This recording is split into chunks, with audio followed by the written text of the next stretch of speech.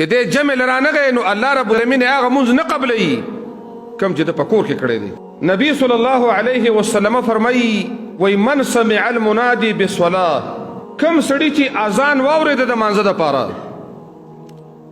او دې مریض نه دی دته دشمنی نشته او ته اذان واورېده لم تقبل منه الصلاه التي صلى چې دې جمع لرانغی نو الله رب العالمین هغه مونځ نه قبلوي کم چې د په کور کې کړی دی. چې د کور کې کم مونځ کړی دی وای دا تی الله رب العالمین نشي قبلولی.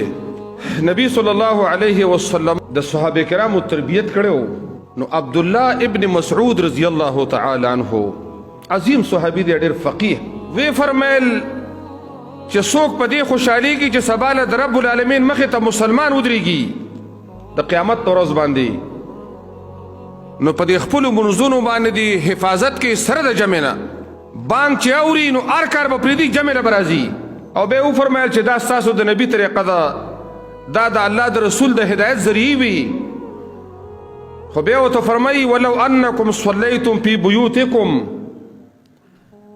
که تاسو چېرته په خپلو کورونو کې جمع شروع کړه لکه څنګه چې دا خلک کوي نو لترکتم سنت نبیکم د خپل پیغمبر محمد رسول الله صلی سنت به پرېږدئ.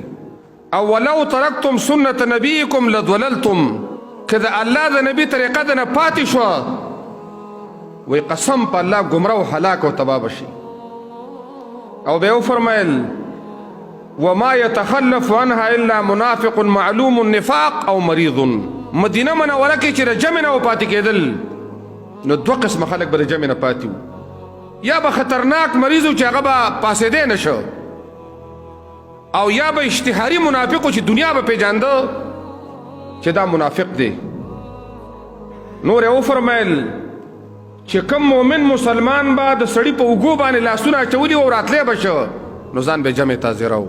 محمد رسول الله صلی الله علیه وسلم بېهوشه شو د زنکدن او د مرګ بیماري ده چې څنګه په هوش کې راغی ویې فرمیل ما فعل بالصلاه مونځ څه وشو د مونځ.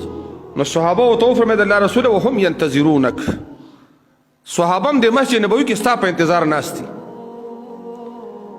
بیا چې د الله رسول دا خبره وکړه بیا بې بېهوشي راله دومره سخت مرض و چې بېهوشه به شه چې بیا په هوش کې راغې एकदम صحابه ورته وایي د مونځ څه چلو شو. صحابه ورته فرمایي ای د الله رسوله دا ملګري انتظار باندې ناست. دا خبرې خو په کیسو کې اسانې دي خو د امام الانبیا محمد مصطفی د مرګ او د زنکدن حالات سټارټ دي. په درېم ځل باندې بیا د الله رسول بېهوشه شو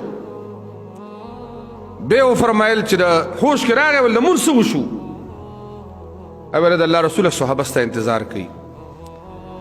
نو دوه صحابه کرامو د نبي علیه السلام په دې اوږو باندې لاس ور واچول او د الله د نبي د خپې په ځمکه راخې کېدلې و د جمع له ځان ویسته.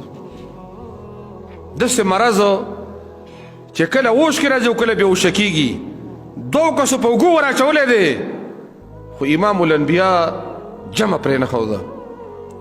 او بیا ابابکر ته وفرمیل چې ته مخکې شه هغه ورسره یو تعاون وکړو هغه جمع وشوله خو په دغه مرض کې هم د الله رسول اهتمام د دې وکړو چې جمع مانه لاړه نه شي.